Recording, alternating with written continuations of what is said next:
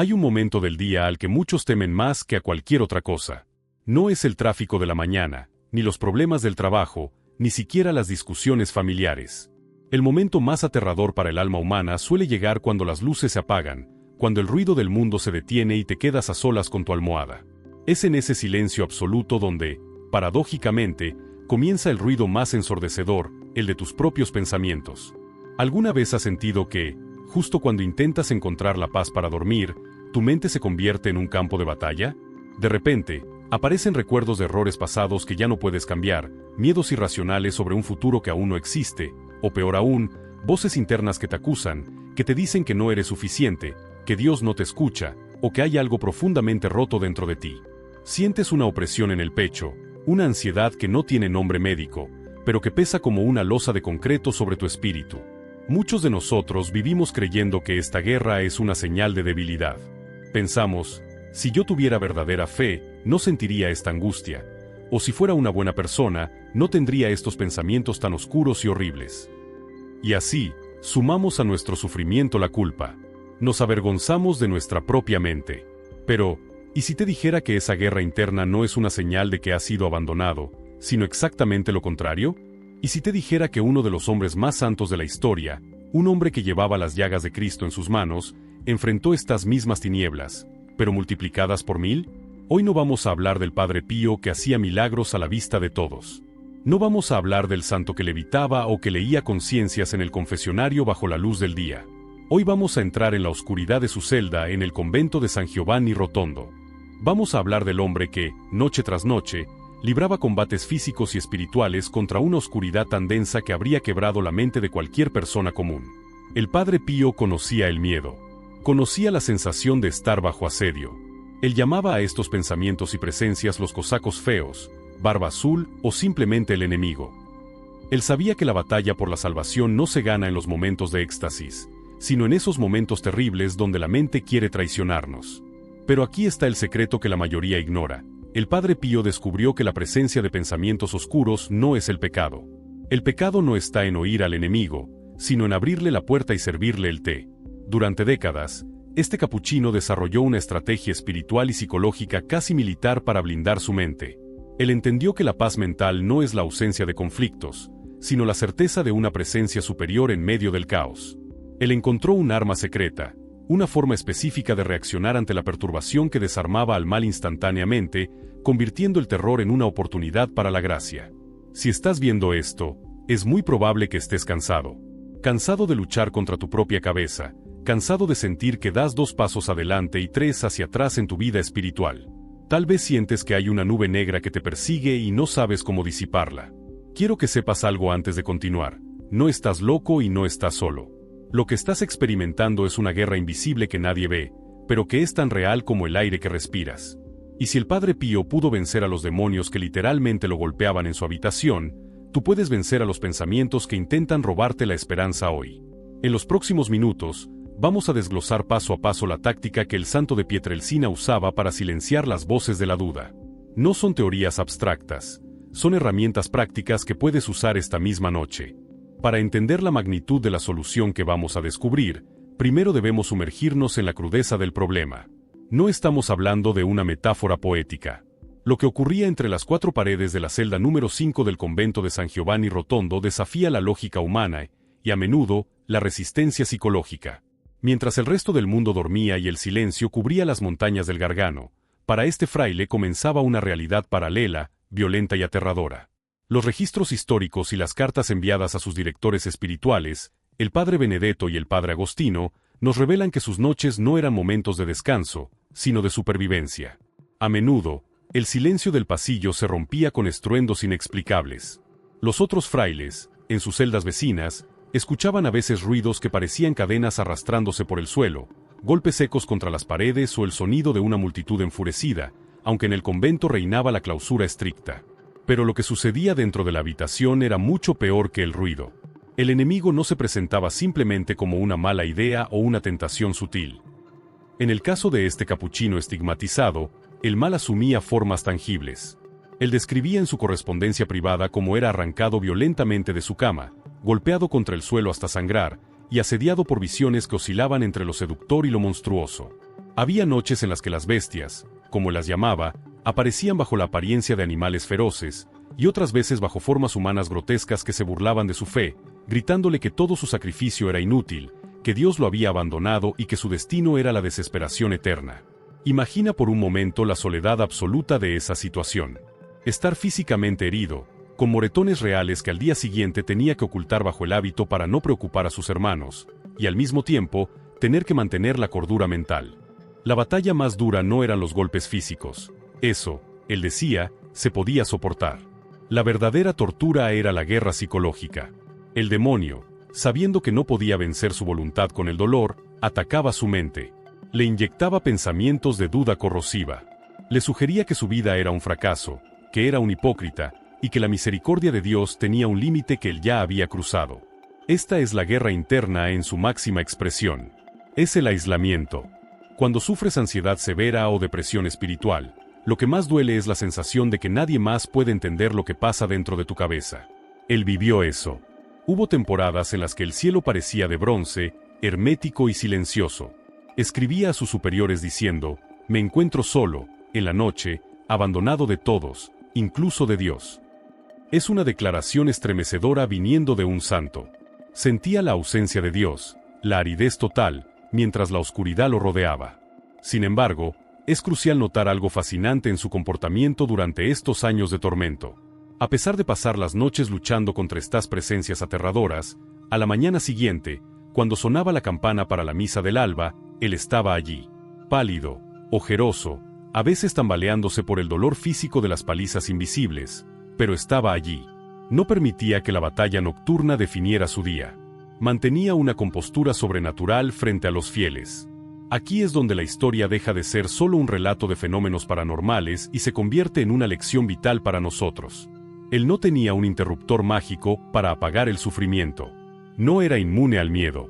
Él confesaba tener terror a la llegada de la noche. Era humano, profundamente humano. Lloraba, temblaba y suplicaba auxilio. Pero fue precisamente en ese horno de aflicción donde forjó la estrategia que estamos a punto de desglosar. Fue bajo ese fuego enemigo constante donde aprendió a distinguir que era un pensamiento propio, que era una prueba divina y que era un susurro del maligno. Entender este contexto es vital porque desmantela la mentira de que si tienes fe, no sufres mentalmente. Él tenía una fe inquebrantable y, sin embargo, su mente era asediada con una violencia inaudita. Si tú sientes que tu mente es un caos, no significa que hayas fallado. Significa que estás en un campo de batalla. Y como en toda guerra, lo que necesitas no es solo fuerza de voluntad, sino inteligencia táctica. Él descubrió que dialogar con estos pensamientos, intentar razonar con la oscuridad usando la lógica humana, era una trampa mortal. Cuanto más discutía con las voces que le decían que no valía nada, más fuertes se hacían. Entonces, ¿qué hacía? ¿Cómo lograba que, tras una noche de terror absoluto, su alma amaneciera en paz, lista para confesar y consolar a cientos de personas? ¿Cómo transformaba el ataque en victoria? La respuesta reside en un cambio radical de perspectiva sobre lo que significa pensar y sentir. Él descubrió que la puerta de entrada del enemigo no es la emoción, sino el consentimiento. Y para proteger ese consentimiento, desarrolló armas específicas, sencillas pero letales contra la oscuridad, que tú puedes empezar a usar hoy mismo, sin importar cuán ruidosa sea tu mente. Aquí radica el error fundamental que mantiene a miles de almas encadenadas a la culpa y la ansiedad. La mayoría de nosotros cree que tener un pensamiento oscuro es lo mismo que ser una persona oscura. Creemos que la simple presencia de una idea intrusiva, fea o blasfema en nuestra mente significa que hemos fallado, que hemos pecado o que nuestra fe es una mentira.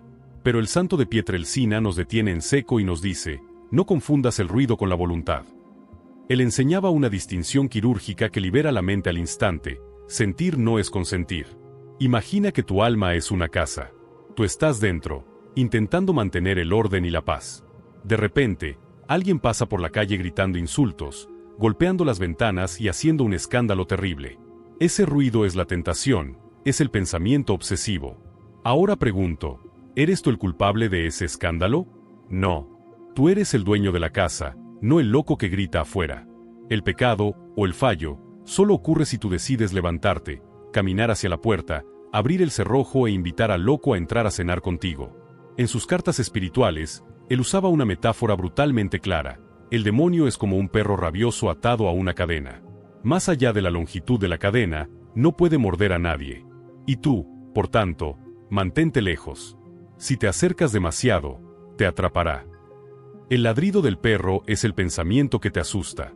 Puede ser ensordecedor, puede durar horas y puede quitarte el sueño. Pero mientras tú no te acerques voluntariamente a jugar con él, mientras no te sientes a dialogar con esa idea, el perro no puede tocarte. El miedo que sientes ante un pensamiento horrible es, irónicamente, la mejor prueba de que tu alma lo rechaza. Si realmente fueras malo, ese pensamiento te agradaría. Si te asusta, es porque tu voluntad está resistiendo. Comprender esto es la mitad de la victoria. Cuando llega la tormenta mental, el Padre Pío insistía en que no debemos gastar energía sintiéndonos culpables por el clima. No controlas las nubes que pasan sobre tu cabeza, solo controlas si decides mojarte o buscar refugio. Una vez que entiendes que el ataque no es tu culpa, el enemigo pierde su arma principal, la vergüenza. Y es justo ahí, cuando dejas de culparte, cuando estás listo para usar las armas activas para expulsarlo.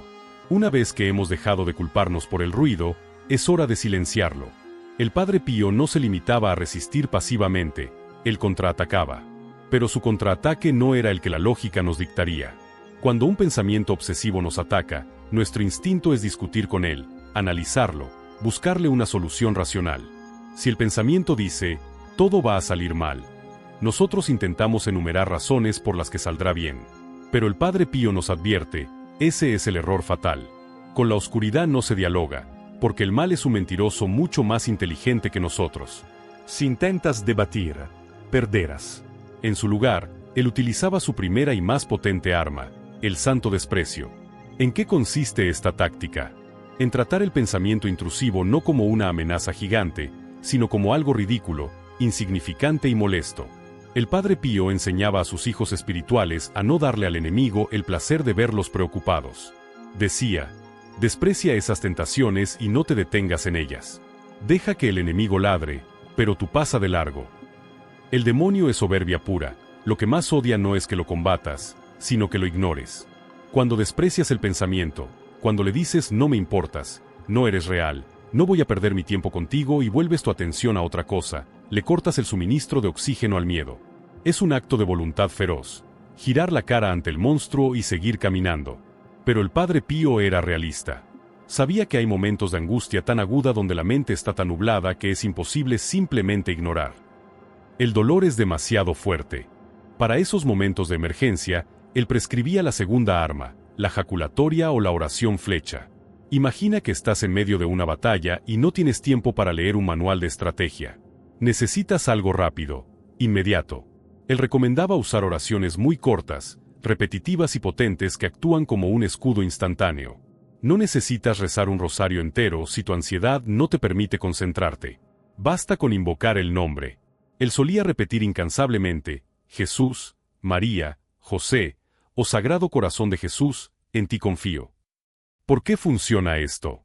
Porque rompe el bucle mental. Cuando tu cerebro está atrapado en un ciclo de ¿y si pasa esto? ¿Y si pasa aquello? La jaculatoria interrumpe ese circuito. Es como un ancla que lanzas en medio de la tormenta para que el barco no se estrelle contra las rocas. Él decía que el nombre de Jesús, pronunciado con fe aunque sea en un susurro, tiene más poder que todos los ejércitos del infierno juntos. No es magia, es presencia. Al invocar el nombre, traes la presencia de Dios a tu caos. Finalmente, la tercera arma es quizás la más difícil, pero la que garantizaba su victoria final, el abandono ciego. Había noches en las que ni el desprecio ni la oración parecían funcionar. Noches donde el Padre Pío se sentía totalmente rechazado por el cielo. ¿Qué hacía entonces? ¿Se desesperaba? No. Hacía lo que él llamaba arrojarse en los brazos de Jesús. La lógica de esta arma es sublime. Señor, no te siento. Siento que estoy en el infierno. Pero elijo creer que estás aquí aunque no te vea. Él enseñaba que la fe más valiosa no es la que se tiene cuando todo va bien y sientes bonito en el corazón. La fe de oro es la que se mantiene cuando todo está seco y oscuro. Él decía, cuanto más te asalte el enemigo, más cerca está Dios de ti. Parece una contradicción, ¿verdad? Pero piensa en esto, si el ladrón está tratando de entrar en la casa con tanta violencia, es porque sabe que dentro hay un gran tesoro. Si el enemigo te ataca con pensamientos oscuros, es porque tu alma vale mucho y Él tiene miedo de perderte. En ese momento de abandono total, cuando dejas de luchar con tus propias fuerzas y le dices a Dios, ocúpate tú, yo ya no puedo, es cuando la guerra interna comienza a cesar y llega, por fin, el silencio sobrenatural. Quizás te estés preguntando, Padre Pío era un santo que vivía en un monasterio, pero yo vivo en el mundo real, con deudas, hijos, trabajo y un estrés constante. ¿Cómo aplico esto un martes por la tarde cuando siento que voy a explotar? La respuesta es fascinante, porque el Padre Pío no era un místico desconectado de la realidad. Él sabía que la batalla no solo es espiritual, sino también física y mental.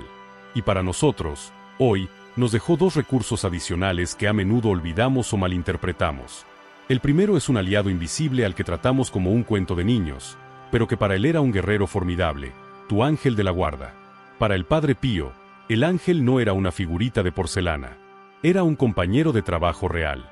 Existen cientos de cartas donde el Padre Pío cuenta cómo enviaba a su ángel a hacer recados, o incluso cómo se enfadaba con él si no lo protegía lo suficiente durante las palizas nocturnas. Él nos enseña que, en medio de un ataque de ansiedad o pánico, no estamos solos. Cuando te falten las fuerzas para rezar, cuando tu mente esté tan bloqueada que no puedas articular palabra, él aconsejaba, envía a tu ángel. Dile que vaya al sagrario por ti. Dile que le lleve tu dolor a Jesús. Delegar la batalla espiritual en tu ángel cuando tú estás agotado no es pereza, es sabiduría. Úsalo como tu escudo personal. Pero hay un segundo punto crucial, especialmente para quienes sufren depresión clínica o ansiedad severa. Muchos creyentes cometen el error de pensar que buscar ayuda médica es una falta de fe. Creen que si rezaran lo suficiente, no necesitarían pastillas. El Padre Pío destruye ese mito por completo.